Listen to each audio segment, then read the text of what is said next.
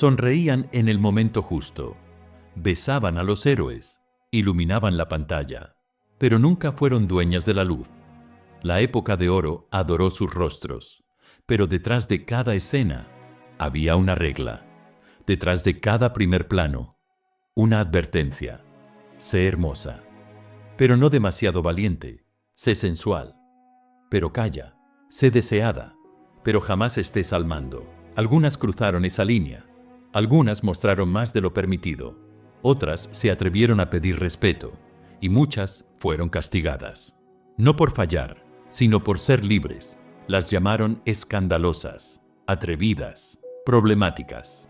Pero lo que fueron, fue reales. Esto no es chisme, es silencio acumulado. No se trata de quién se desnudó, sino de quién pagó el precio por ser inolvidable. 15 mujeres, 15 leyendas, marcadas no solo por lo que dieron, sino por lo que les quitaron. Este relato no busca destruir, busca recordar. Porque cuando se apagan las luces y cae el telón, solo la verdad permanece. Suscríbete si crees que la memoria merece justicia y que la belleza nunca debió ser castigo. Ella no susurraba, no se hacía pequeña y jamás, jamás pidió perdón por ser admirada. María Félix no pidió la corona. Entró, tomó la luz y se paró donde ninguna mujer debía estar. La llamaron la Doña. No por lo que mostraba, sino por lo que se atrevía a negar. No coqueteaba, ordenaba, no seducía, imponía reglas, y en un mundo que aplaudía a las actrices por su sumisión y sus curvas, María rompió el hechizo. Dijo no a ser domesticada, no a desnudarse para los directores, no a los papeles que la querían llorando por amor. Su presencia era demasiado grande para sus fantasías, y el sistema, construido por hombres que exigían control, nunca le perdonó el haberse dueñado de sí misma. Intentaron castigarla con rumores, con titulares fríos, con directores resentidos. Ella respondió con silencio y más grandeza. A los 49 años, apareció parcialmente desnuda en una película. No por provocación, sino por poder. Ella eligió la escena, ella marcó las condiciones, y lo hizo no para complacerlos, sino para dejar claro que seguía siendo intocable. Algunos lo llamaron escándalo, otros valentía, pero la verdad es que a María Félix no le importaba cómo la llamaran, porque no importaba cuántos guiones intentaran suavizarla, ni cuántos críticos intentaran reducirla a mito.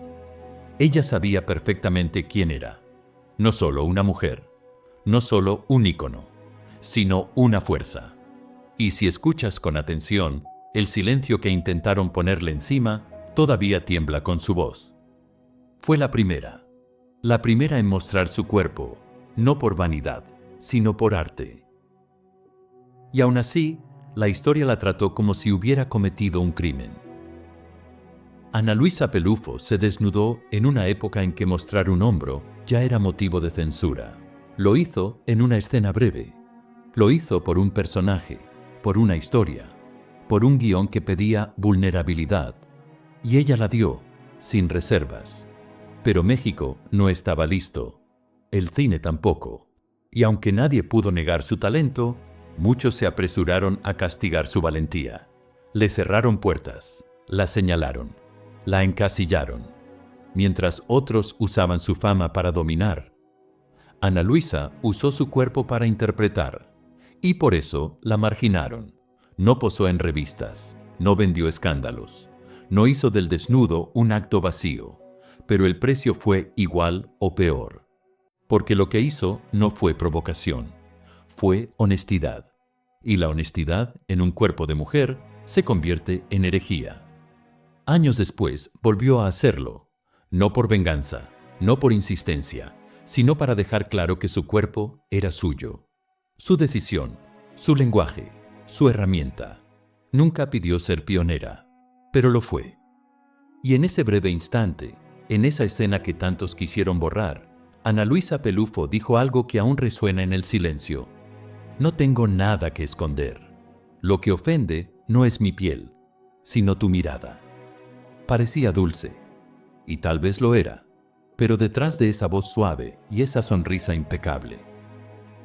Rosita Quintana escondía una voluntad de hierro. Venía de Argentina, pero su leyenda se escribió en México. El cine la quería como doncella, como objeto, como cuerpo decorativo. Y ella respondía con fuego. En Susana, carne y demonio, una película dirigida por Buñuel, Rosita lo dejó todo. La ropa, la inocencia, la obediencia que tanto se esperaba de ella. No fue un desnudo, fue algo más peligroso.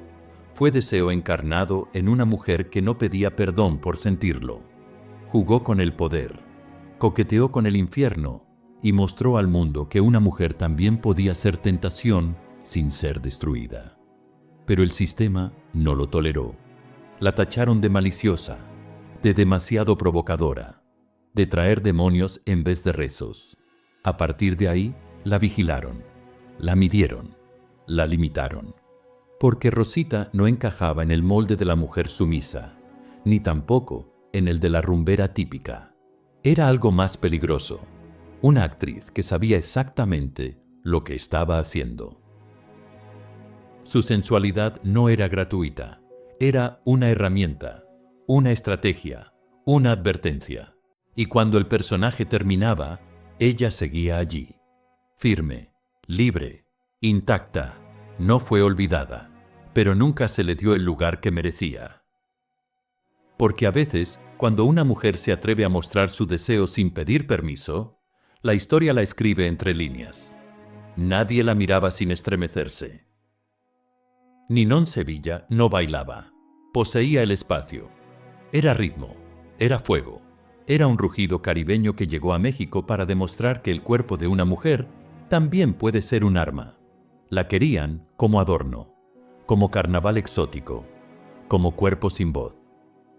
Pero Ninón, con cada paso de baile, recordaba que también tenía cerebro, dignidad y un apetito feroz por el control. Sus coreografías no eran solo sensuales, eran mensajes cifrados, declaraciones de independencia. Y por eso la temieron, no por lo que mostraba, sino por lo que inspiraba. Porque en ella el erotismo no venía acompañado de sumisión ni de culpa. Lo suyo no era pecado, era autoridad en movimiento. Y eso, en una industria dominada por hombres inseguros, se convirtió en amenaza. Intentaron controlarla, reducirla, quitarle el poder que no supieron manejar. Pero Ninón no se quebró. Hablaba fuerte, negociaba sin titubear. Y elegía sus papeles con astucia quirúrgica. Sabía lo que representaba. Sabía que cada silueta, cada giro, cada mirada en cámara podía cambiar la narrativa de lo que una mujer podía ser.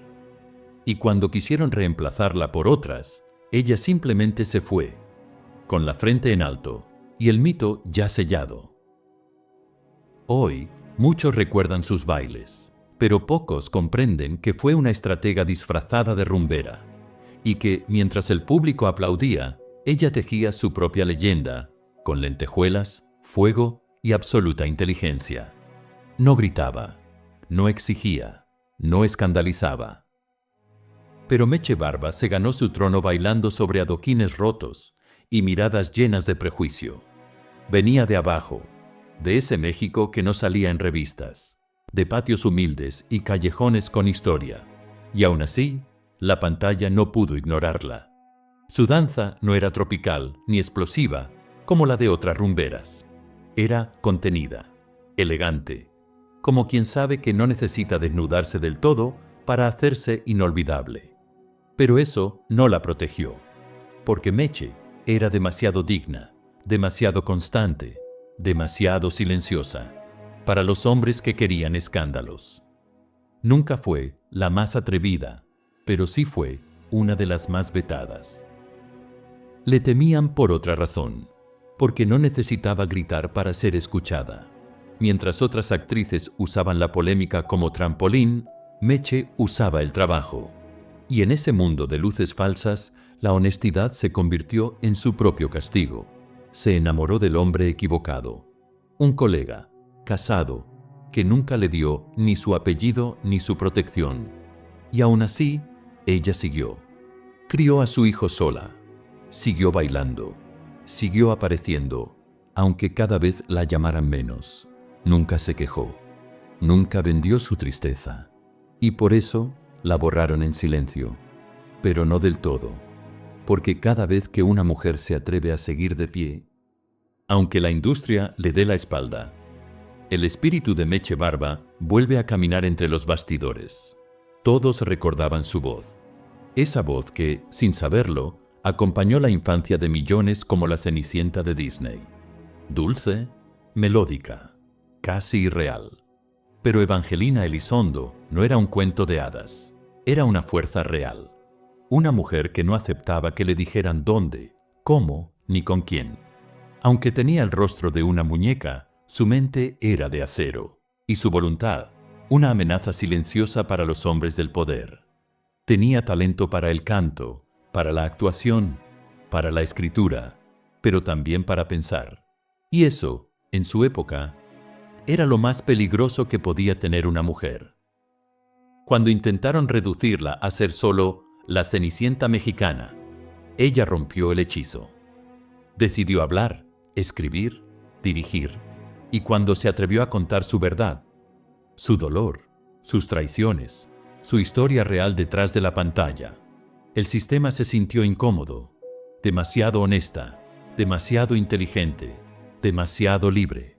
Fue vetada, silenciada, convertida en una nota al pie de página, pero nunca dejó de crear, ni de enseñar, ni de alzar la voz, aunque el micrófono ya no estuviera encendido. Evangelina entendió algo que muchos olvidan, que el verdadero poder no está en la fama, sino en la dignidad. Y aunque la industria intentó olvidarla, ella escribió su historia con tinta indeleble. Hoy, muchos recuerdan su voz, pero pocos conocen su coraje, y es hora de que eso cambie. Flor Silvestre no necesitaba reflectores. Era el silencio antes del canto, el dolor detrás de la sonrisa, la mujer que cargaba el duelo en la voz, y lo convirtió en legado. Nacida en los ranchos y forjada en los escenarios, Flor no solo actuaba, derramaba verdad en cada plano. Sus ojos suavizaban la pantalla, su voz silenciaba estadios. Estuvo al lado de gigantes, pero nunca a su sombra. Enterró hijos, enterró el dolor, pero jamás se enterró a sí misma. Mientras otros perseguían la fama, ella se volvió algo más raro. Un pilar, una raíz, el tipo de mujer que sostiene una cultura mucho después de que las luces se apagan. Flor Silvestre no fue una estrella, fue la tierra de donde brotaron las estrellas. Katy Jurado no pedía permiso, tampoco pedía disculpas. Entraba a los sets como un huracán con ojos de obsidiana, y todos sabían que algo iba a cambiar. Fue la primera actriz mexicana nominada al Oscar, la primera en ganar un Globo de Oro. Y aún así, en su tierra, la hicieron pagar caro su atrevimiento. No era dócil, no era dulce, no era la buena. Era fuerza, era furia, era deseo contenido en una mirada. En México, la tildaron de conflictiva, de peligrosa, de demasiado intensa para una industria que prefería muñecas. Pero en Hollywood, la convirtieron en leyenda. Actuó al lado de Marlon Brando, Spencer Tracy, Gary Cooper. No como extra, no como fondo, sino como igual, como amenaza, como fuego que podía quemar al protagonista. Tuvo romances con hombres poderosos y también tragedias que la marcaron para siempre. Su hijo, su vida, su carrera. Todo estuvo lleno de lucha, pero nunca se doblegó. Cuando el cine dejó de llamarla, no lloró en portadas, no mendigó homenajes. Simplemente se volvió un enigma, una figura que todos admiraban, pero pocos se atrevieron a entender. Porque Katy Jurado no fue actriz de un solo país, ni de una sola época. Fue un terremoto disfrazado de mujer, y por eso el mundo aún tiembla. Cuando alguien se atreve a pronunciar su nombre con el respeto que se le negó en vida. Mapita Cortés parecía tenerlo todo: belleza deslumbrante, elegancia de realeza, y ese apellido que ya era sinónimo de encanto: Cortés, sobrina de la legendaria Mapi Cortés. Desde Puerto Rico llegó a México como si descendiera de un sueño tropical, y México la abrazó como a una estrella nacida en casa. Ganó concursos de belleza, brilló en revistas, y pronto la pantalla grande fue su reino. Todos hablaban de ella, todos la querían ver. Pero lo que nadie sabía era que ese brillo venía con precio, y que Mapita lo pagó en silencio. Se casó con Lucho Gatica, el ídolo musical que también arrastraba su propia leyenda. Y cuando llegó el matrimonio, llegó también la pausa. Dejó el cine, dejó los reflectores, dejó los papeles que otras tomaron, y que quizás debieron haber sido suyos. Muchos lo vieron como un sacrificio de amor, otros como una renuncia forzada, pero solo ella supo el peso de apagar la luz cuando el escenario aún la quería iluminando. Volvió al cine años después, pero ya no era la misma industria, ni ella la misma mujer, y el público, cruel como el tiempo, la recordaba, pero ya no la buscaba. Mapita Cortés fue una reina fugaz, una joya que brilló solo unos años, pero que dejó huella en quien supo verla más allá de su belleza. Porque no todas las actrices lucharon para entrar. Algunas lucharon para no desaparecer cuando eligieron amar, cuando eligieron callar, cuando eligieron ser mujeres, más allá del personaje. Yolanda Varela no era como las demás. Mientras otras rompían titulares con romances, divorcios y peleas de camerino, ella prefería el silencio, el trabajo bien hecho, la mirada sutil. Era una actriz, pero también una dama. De esas que entran a un set con paso firme, sin ruido, y terminan dominando toda la escena solo con una sonrisa. Su belleza era evidente, pero jamás la usó como única carta, porque lo suyo era la inteligencia emocional, el arte de decir más con un suspiro que con un grito. Trabajó junto a los grandes, Pedro Infante, Tintán, Fernando Soler, y aún así nunca se dejó eclipsar. Tampoco necesitó eclipsar a nadie. Lo suyo era la armonía, la elegancia, el equilibrio que tanto falta en los mundos llenos de egos. No hubo escándalos, no hubo caídas públicas, pero sí hubo sacrificios. Como muchas, también eligió el amor, y con ello también eligió el retiro. Se casó con el productor Fernando de Fuentes Jr. y poco a poco se fue alejando del cine, no por falta de talento, ni por olvido, sino por decisión. Yolanda eligió vivir, elegir su paz, su familia, su tiempo. Y eso, en una industria que devora, es quizás el mayor acto de rebeldía. Hoy pocos recuerdan sus gestos suaves, sus papeles entrañables, su clase innata. Pero quien la vio, no la olvida, porque hay actrices que fueron llamaradas, y otras, como Yolanda, que fueron luces firmes que jamás se apagaron. Irma Serrano no pidió permiso, rugió, mandó, rasgó las reglas con uñas rojas. Donde otras se cuidaban, ella provocaba. Donde otras callaban, ella escupía verdades con dientes afilados. La tigresa no era un apodo, era una advertencia. En el cine fue magnética. En la política, explosiva. En la prensa, imparable. Amó a poderosos. Escandalizó a moralistas y se convirtió en un mito viviente mientras todos la querían muerta o silenciada. Pero Irma no vivía para agradar, vivía para arder. Y quemó cada escenario, cada cámara, cada ley no escrita que decía cómo debía comportarse una mujer. Irma Serrano no fue un personaje, fue un rugido que aún no se apaga. Tongolele no bailaba, hipnotizaba. Su cabello blanco como luna, su cuerpo esculpido para desafiar al pudor, y su presencia imposible de domesticar. Venía de sangre extranjera, pero el escenario mexicano la reclamó como propia. No hablaba mucho, no necesitaba. Cada movimiento era una palabra prohibida. Cada giro, un latido robado. Mientras otros interpretaban personajes, ella creó el suyo. Una diosa pagana envuelta en lentejuelas, con mirada de felina y pies que marcaban su propio ritmo, ajeno al mundo, ajeno al miedo. No fueron solo actrices, fueron furia envuelta en seda, fueron deseo con conciencia, fueron libertad maquillada para no asustar. La época de oro les dio gloria, pero también mordió cuando se salieron del guión. Las premió por mostrarse y luego las castigó por hacerlo demasiado. Algunas desafiaron al poder, otras solo querían respeto, y muchas simplemente existieron con una fuerza que el sistema no supo cómo callar. No murieron en escándalos, murieron en el olvido. Y ese, quizás, es el castigo más injusto. Pero hoy, sus nombres vuelven a hablar. Sus historias ya no son susurros, porque cada mujer que fue borrada es una advertencia y una promesa. Advertencia para quien crea que puede jugar con el brillo ajeno. Promesa de que la historia siempre encuentra forma de vengarse del silencio. Si llegaste hasta aquí, no lo hiciste por morbo.